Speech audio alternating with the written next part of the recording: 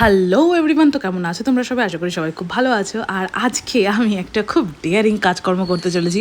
মানে সত্যি এটা আমার জন্য খুব ডেয়ারিং। আমি আমার মেকআপটা তুলে মানে মেকআপ রিমুভের একটা ভিডিও করব, কি ভয়ঙ্কর ব্যাপারটা। যাই হোক, কোনো রকমের কনফিডেন্স জুগিয়ে আমি ভিডিওটা করলাম।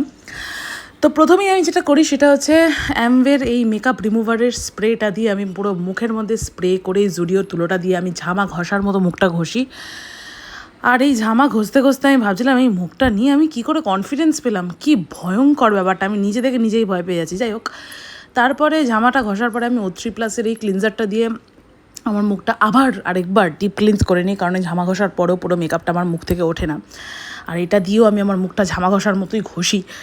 ঘষার পরে আমি এই মিমিয়ের ওয়াইপসটা দিয়ে আমার মুখটা ঠিক যেভাবে বাচ্চাদের যাই হোক, তো আমার মুখটা ওরকমভাবে আমি ঘষে ঘষে ওই ক্লিনজারটা দিয়ে পুরো মুখটা পরিষ্কার করে ফেলি। আর পরিষ্কার করার পরেও আমার মুখটা আমি আরেকবার পরিষ্কার করি, সেটা হচ্ছে একটা এক্সফোলিয়েট স্ক্রাব আর একটা ভিটামিন সি এর ফেস ওয়াশ। এই দুটোকে আমি একসাথে মিক্স করে আমি ওটা মুখে লাগাই। লাগানোর পরে আমার মুখের যা ব্ল্যাক হেডস আছে, হোয়াইট হেডস আছে, ওগুলোকে ক্লিন করি, ডিপ ক্লিনস করি।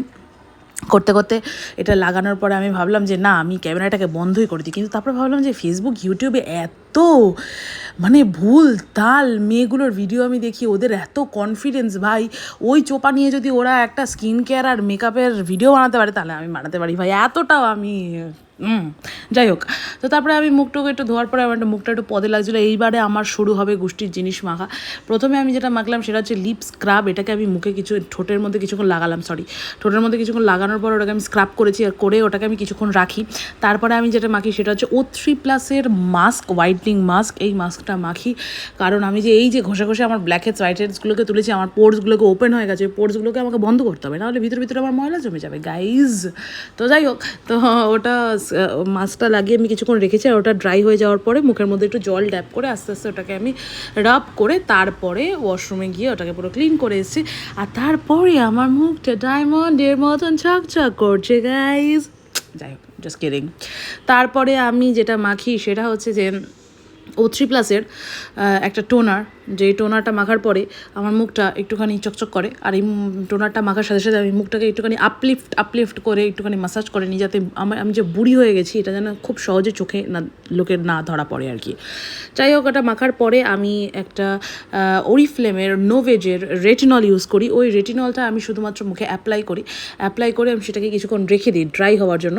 যতক্ষণ না এটা পুরোপুরি মুখে অ্যাবজর্ব হয়ে ড্রাই হয়ে যায় ততক্ষণ আমি কিছু মাখি না। যাই হোক, তো তারপরে রেটিনলটা মাখার পরে যখন মুখটা পুরোপুরি ড্রাই হয়ে যায়, পুরো অ্যাবজর্ব করে নেয়, তারপরে আমি যেটা মাখি সেটা হচ্ছে যে ফেস সিরাম, O3+এরই ফেস সিরাম। এই ফেস সিরামটাকে আমি মুখের মধ্যে মেখে কিছুক্ষণ একটুখানি মুখটাকে ভালো করে মাসাজ করি, বিকজ এটা খুব অয়েলি, তো আমার মাসাজ করতে খুব সুবিধা হয়। উফ বাবা, তারপরে আমি হাঁপিয়ে যাই না নাকি।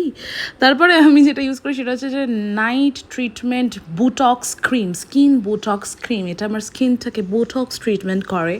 তো তারপরে এটাকে আমি অ্যাপ্লাই করে সবার লাস্টে যেটা আমি মাখি সেটা হচ্ছে ওরিফ্লেমের টেন্ডার কেয়ার বাম। এটা আমি ঠোঁটের মধ্যে লাগিয়ে এটার গন্ধটা খুব সুন্দর, তাই জন্য আমার বেশ ভালোই লাগে।